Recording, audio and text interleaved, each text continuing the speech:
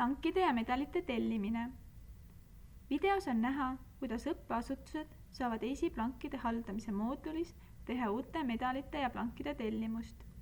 Selleks valige oranžilt ribalt SAK tellimine. Avanenud tabelisse sisestage plankide kogused, mida soovite tellida.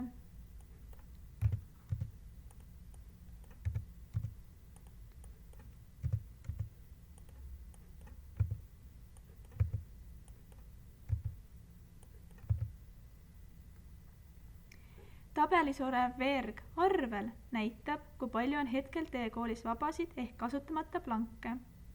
Lahtrisse tähtaeg. Sisestage orienteeruv kuupäev, millal soovite plankid kätte saada. Lahter saaja on asutus, kes teile plankid väljastab. Mõni kool saab valida haridusosakonna ja Innove vahel, kuid enamikel koolidel on valik juba tehtud.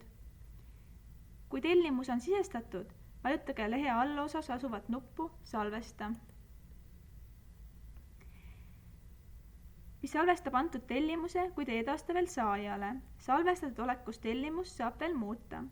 Nupp Esita edastab tellimuse saajale.